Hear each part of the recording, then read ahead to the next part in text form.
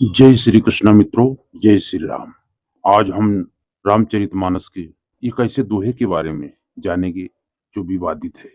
ढोल गंवार शूद्र पशु नारी सकल तारण के अधिकारी का क्या सही अर्थ है, आज हम वीडियो में जानेंगे।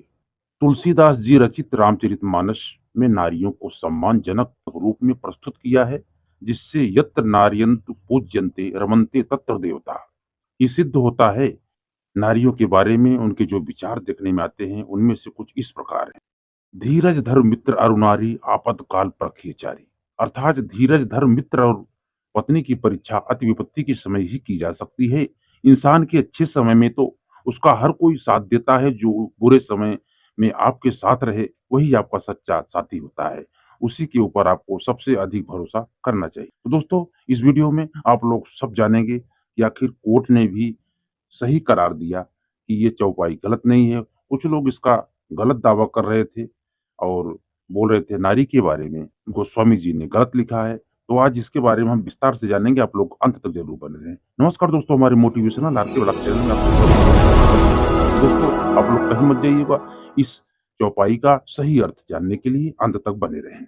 जननी सम जानहि पर नारी तिनके मन शुभ सदन तुम्हारे। अर्थात जो पुरुष अपनी पत्नी के अलावा किसी और स्त्री को अपनी मां समान समझता है, उसी के हृदय में भगवान का निवास होता है। जो पुरुष दूसरी नारियों के साथ संबंध बनाते हैं वह पापी होते हैं, उनसे ईश्वर हमेशा दूर रहता है। मूर्तो ही अतिशय अभिमाना नारी सिखावन कर सिकाना। अर्थात भगवान राम सुग्रीव के बड़े भाई बाली के सामने स्त्री के सम्मान का आदर करते हुए कहते हैं, दुष्ट बाली, तुम अज्ञानी पुरुष तो हो ही, लेकिन तुमने अपने घमंड में आकर अपनी विद्वान पत्नी की बात भी नहीं मानी और तुम हार गए। मतलब अगर कोई आपको अच्छी बात कह रहा है तो अपने अभिमान को त्याग कर उसे सुनना चाहिए, क्या पता उससे आपका फायदा ही हो जाए। तुलसी देखि सुबेसु भूलहि मूढ़ चतुर न सुंदर केहि पिखु वचन सुधा सम आसन आई। अर्थात तुलसीदास जी कहते हैं, सुंदर लोगों को देखकर मूर्ख लोग ही नहीं बल्कि चालाक मनुष्य भी धोखा खा जाता है। सुंदर मोरों को ही देख लीजिए, उनकी बोली तो बहुत मीठी है लेकिन वह सांप का सेवन करता है। इसका मतलब सुंदरता के पीछे नहीं भागना चाहिए, चाहे कोई भी हो। तमाम सीमाओं और अंतर विधियों के बावजूद तुलसी लोकमानस में रमे हुए कवि हैं। उनका सबसे प्रचलित दोहा, जिसे सबने अपने तरीके से तोड़ मरोड़ कर प्रस्तुत किया है, हमेशा विवादों के घेरे में आ जाता है। कई महिला संगठनों ने तो इसका घोर विरोध भी किया। प्रभु भल कीन न मोहि सिख दीन्ही मर्यादा पुण्य तुम्हि कीनी ढोल गंवार शूद्र पशु नारी सकल ताड़ना की अधिकारी। अब दोस्तों, हम अपने मेन मुद्दे पर आ गए हैं। आप लोग अंत तक बने रहें और कमेंट में जय श्री राम अवश्य लिखें।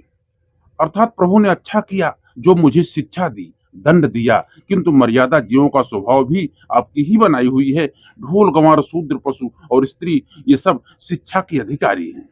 कुछ लोग इस चौपाई का अपनी बुद्धि और अति ज्ञान के कारण विपरीत अर्थ निकालकर तुलसीदास जी और रामचरितमानस पर आक्षेप लगाते हुए अक्सर दिख जाते हैं।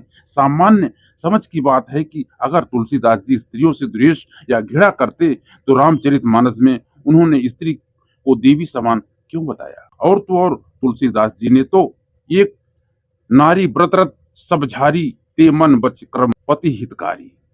अर्थात पुरुष के विशेषाधिकारों को न मानकर दोनों को समान रूप से एक ही व्रत पालने का आदेश दिया है। साथ ही सीता जी की परम आदर्शवादी महिला एवं उनकी नैतिकता का चित्रण, उर्मिला के विरह और त्याग का चित्रण, यहाँ तक कि लंका से मंदोदरी और त्रिजटा का चित्रण भी सकारात्मक ही है। सिर्फ इतना ही नहीं, सुरसा जैसी राक्षसी को भी हनुमान द्वारा माता कहना, कैकेयी और मंथरा भी तब सहानुभूति का पात्र हो जाते हैं जब उन्हें अपनी गलती का पश्चाताप होता है। ऐसे में तुलसीदास जी के शब्द का अर्थ स्त्री को पीटना अथवा प्रताड़ित करना है, ऐसा तो आसानी से हजम नहीं होता। इस बात का भी ध्यान रखना आवश्यक है कि तुलसीदास जी शूद्रों के विषय में तो कदापि ऐसा लिख ही नहीं सकते, क्योंकि उनके प्रिय राम द्वारा सबरी, निषाद, केवट आदि से मिलन के जो उदाहरण है वो तो और कुछ ही दर्शाते हैं। तुलसीदास जी ने मानस की रचना अवधि में की है और प्रचलित शब्द ज्यादा आए हैं, इसीलिए ताड़न शब्द को संस्कृत से ही जोड़कर नहीं देखा जा सकता।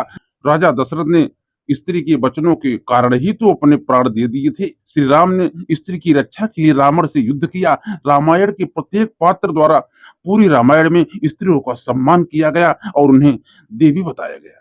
असल में चौपाइयां उस समय कही गई हैं जब समुद्र द्वारा श्री राम की विनय स्वीकार न करने पर जब श्री राम क्रोधित हो गए और अपने तरकस से बाण निकाला, तब समुद्र देव श्री राम के चरणों में आए और श्री राम से क्षमा मांगते हुए अनुनय करते हुए कहने लगे कि हे प्रभु, आपने अच्छा किया जो मुझे शिक्षा दी, और ये लोग विशेष ध्यान रखने यानी शिक्षा देने के योग्य होते हैं। ताड़न ताड़ना के एक अवधि शब्द है जिसका अर्थ पहचानना, परखना या रेकी करना होता है। तुलसीदास जी के कहने का मतलब यह है कि अगर हम ढोल के व्यवहार सुर को नहीं पहचानते तो उसे बजाते समय उनकी आवाज कर्कश होगी, अतः उससे स्वभाव को जानना आवश्यक है। इसी तरह गंवार का अर्थ किसी का मजाक उड़ाना नहीं बल्कि उनसे है जो अज्ञानी हैं और उनकी प्रकृति या व्यवहार को जाने बिना उनके साथ जीवन सही से नहीं बिताया जा सकता। इसी तरह पशु और नारी के परिच्छेद में भी वही अर्थ है कि जब तक हम नारी के स्वभाव को नहीं पहचानते उसके साथ जीवन का निर्वाह अच्छी तरह और सुखपूर्वक नहीं हो सकता। इसका सीधा सा भावार्थ यह है कि ढोल गंवार शूद्र पशु और नारी के व्यवहार को ठीक से समझना चाहिए और उनकी किसी भी बात का बुरा नहीं मानना चाहिए। परंतु दुर्भाग्य, तुलसीदास जी रचित इस चौपाई को लोग अपने जीवन में उतारते हैं और रामचरितमानस को नहीं समझ पाते हैं। तो दोस्तों, इस दोहा का पूरी तरह अर्थ हमने आपको बताने का प्रयास किया। मुझे आशा है वीडियो आपको अच्छा लगा होगा। यदि वीडियो आपको अच्छा लगा हो दोस्तों तो एक वीडियो को लाइक कर देना और चैनल में यदि आप लोग नए हैं तो चैनल को सब्सक्राइब करके बेल आइकन को जरूर प्रेस करना। मुझे आशा है कि ये शंका आपका निवारण हो गया हो। यदि फिर भी आपको कुछ लगता हो तो आप हमको कमेंट करके पूछ सकते हैं, हम आपको उसका जवाब अवश्य देंगे। तो मिलते हैं दोस्तों अगले वीडियो में, तब तक आप खुश रहें, मस्त रहें, आनंद में रहें। जय श्री कृष्णा मित्रों, जय श्री राम।